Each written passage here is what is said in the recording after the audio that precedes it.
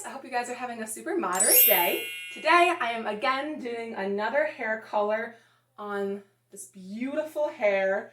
If you know, in one of my other videos I highlighted her hair and gave it some body, some volume, and today I'm going to be coloring it with the Splat hair colors. I have a really pretty blue, and then I got this really nice red, a really more of like a magenta red. And today we are going to be doing a red to blue ombre, and it's going to turn out really pretty. You always need, I don't use a rat tail brush, I use just a parting comb. I don't like to use a lot of rat tail brushes because I'm just going to be laying it and painting it. All the roots are going to be red, so there's not any worry about bleeding through the top of the hair. I'm worried about the bleeding through the blue and mixing in with the red. So you definitely don't need a rat tail. A normal painting brush. I don't have my wide painting brush because I really want to be a little bit more precise. So I am just using kind of a tinting brush, but that's just what I'm using today. And because I don't have any clips today, I wanted to try out these scrunchies. I saw a few cosmetologists, instead of using, when you part the hair into 4 sections, they were using shower scrunchies. And I wanted to try and see if that worked, see if I liked it, try it out. Another thing you'll need is gloves. I always use the gloves that come in the package, but if I was actually at a salon, I would be using the black gloves that help the hair dye not go through. But I always like to use the ones in the package. Another thing you'll need is your mixer. If you really want, because I have my mixing bowls, if you really want, you can just take these, shake it up with the right amount of mixture, and put it into a mixing bowl.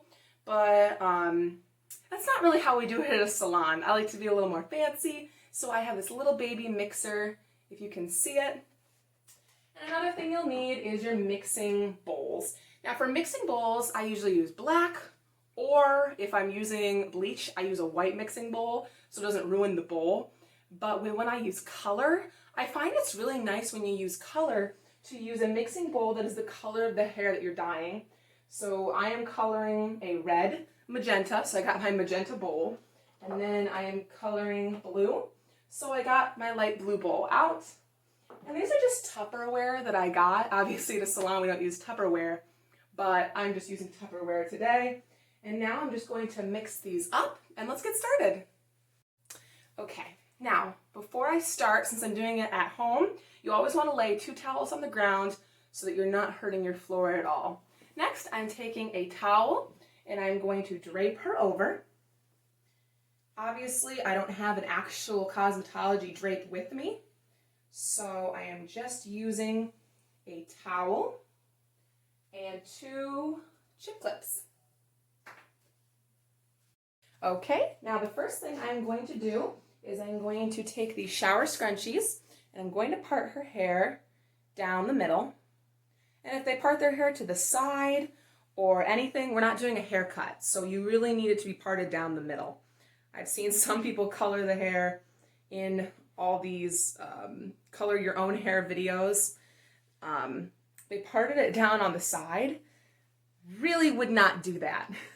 It's going to be uneven, and you really want everything to be perfect. And before you start coloring the hair, make sure the day before that they use a really nice conditioner, or they use a at-home hair care treatment, just so the hair is not dry and you're working with the most porous the hair can be. So I just start from the point of the ear and I just go up. And this is the same thing I do with most of the ways I do it. And then I'm going to use the shower cap to put it in a little tie. Then I'm going to take the back, comb it out, make sure you never have any rats, because if you have any rats in the hair or the hair isn't cooperating, just make sure you stop. And always make sure you combed out all of the gnats. It's going to make the hair coloring much easier, and you never want to stop in the middle of a hair coloring treatment just to comb out someone's hair. It's a giant waste of time, and sometimes it can really have detrimental effects on the hair because, well, you can't just stop bleaching. Even though we're not bleaching today, you can't just stop bleaching to comb someone's hair. When you bleach, you have a certain amount of time to do certain things. Okay, so this is the first section that I'm starting with. Now, to do this, it wouldn't be the biggest deal if the hair was, say, this color at the top. But whenever you're doing bright colors, the brighter the color, the lighter your hair should be. So for this, definitely, I'm happy that the bottom is highlighted. That's where I want that blue to pop. And at the top, I really want that red to be dark. So you have to remember, what are you putting the colors on top of? I don't need to bleach. She has very light ends to begin with. I definitely don't need to bleach her hair, but it is important to know that if you're doing someone with really dark black hair, it's important to maybe bleach it up to maybe more of a yellowy tone, or if you want the colors to really, really pop, go for more of a yellowy white. Really makes the color pop better, but it is more damage. Okay, now I'm going to start out with just the first section of her hair. And because this is not bleach, you don't have as much as a time crunch, but I'm just going to be taking not too much of the red hair color. You really want to be careful because where you place red, it will go. I always like to say it's the red I dread because red hair color really does stay with you. Kind of like black hair color. Black hair color really stays with you for some time. Now where I'm taking the red is I'm taking the red 3 inches down her hair because when I do the ombre, I want her hair to, I want more of the blue. That's what I want because I can always do touch-ups on her red. She can always come back to me and ask me to put more red in the root. But what we can't do is add more blue at the bottom. We can't. It's not going to be that easy. So I always, whenever I'm doing an ombre with color, I always do the root a little less.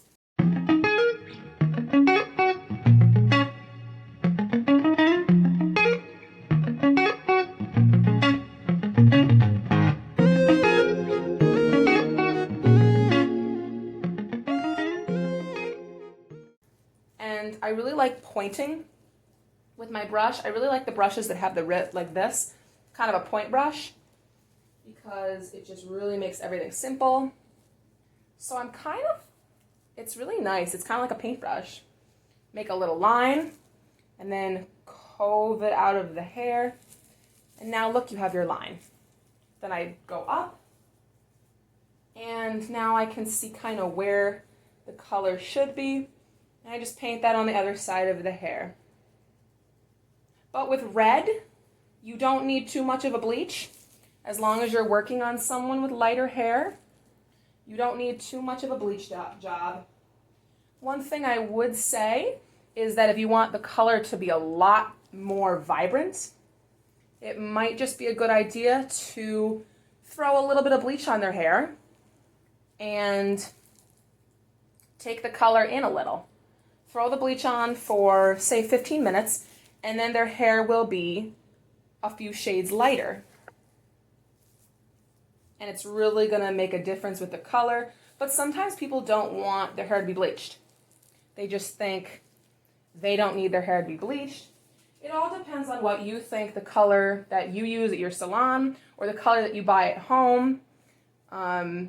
What do you think the color can handle?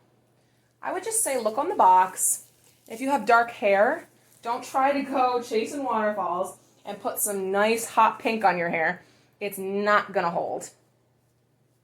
Just stay in the colors that you know are very easily dyeable, like a red. Red is one of those try and true colors. I've seen people who have black hair and who went red, and the red was very vibrant. But I have seen people with brown hair and the red washed out in a day. It depends on a lot of different factors. You never want a glob of paint on your brush. You always want not too much because you really don't want globby. And with these little bottom roots, just put them back in. They'll get colored. They're so light and tiny, they'll definitely get colored. And I'm just going to try to paint her side hair a little. And then when I'm done, I'm just going to take the hair carefully so you don't get a lot of the hair you didn't color, and just plop it back. Go from her roots where we started. And there we go. Touch it up if you see anything. Sometimes I'll go on this side of the head. Sometimes I'll take it back and make sure we got, you know, we can always wipe away some of the red, but you can't add red. So now we're going to go over to the other side.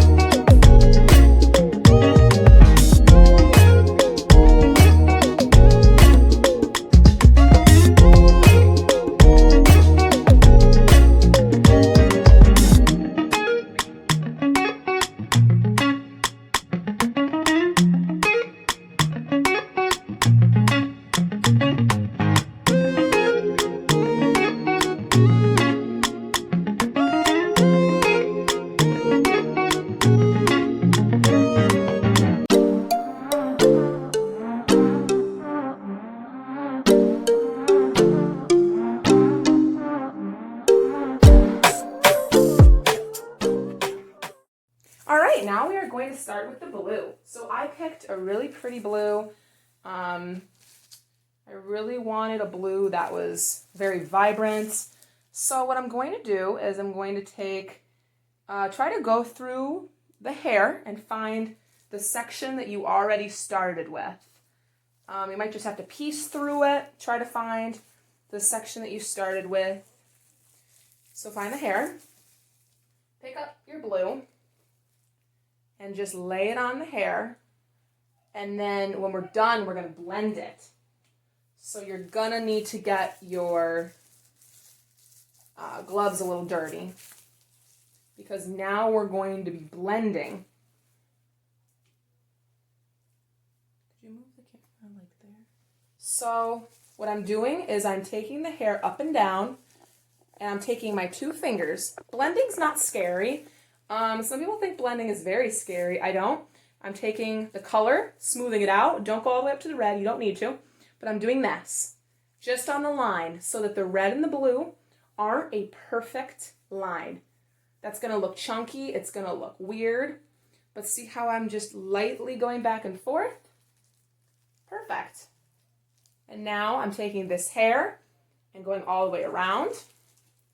And now I'm just going through again. Make sure your tip doesn't have blue on it. This is red. You don't have to be as nervous because there's not a good chance that the blue is going to disrupt the red. But if you're using, say, yellow and pink, you have to be very careful that the colors don't mix, but that they ombre.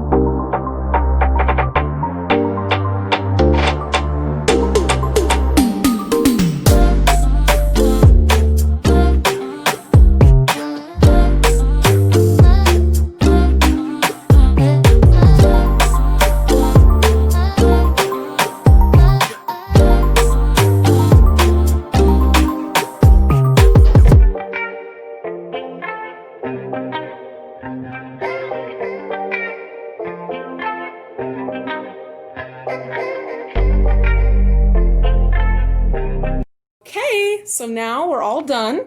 As you can see, we have the blue at the bottom, red at the top. The red is really looking nice. And then I went over her eyebrows a little bit. I didn't videotape that, but then if you guys comment, if you really want to see that, I can videotape that. All I did is take a Q-tip, put it on her eyebrows, put Vaseline around it, and then I went over the Q-tip again, and I just made sure that I got the hairs, but also not really too much of the skin. Because it is red, it is going to color her skin for a day or two, but it won't be that big of a deal because we're obviously going to put on makeup after. As you can see over here, it colored her skin just a little. And I'll see you guys in like 30 minutes. Okay guys, this is how it turned out after we're done washing it. You really see that nice red, and then in the back, it looks really pretty. And the first thing I'm going to do is give it a really quick blow dry, curl it. Let me comb it in the middle for you guys so you can really see the some of the ombre. So I'm just going to take it down the middle, and look how pretty It's really damp and wet, but you can really see the red. You can really see that red. It looks absolutely beautiful. The blue is so shiny blue, and in the light, the red is such a deep, beautiful red. I hope you guys really liked this video. I hope you guys have a super magical day. I'm going to style her hair. I'm going to put it in a really nice curl, and then we're going to go take some pictures. Watch for part 2 where I blow dry and style her hair. But I hope you guys have a super magical day. Bye! Hey guys, I hope you really liked this video. Please like, comment, share, and subscribe, and follow me at Blakey Waller at Instagram. I hope you guys have a super magical day. Bye!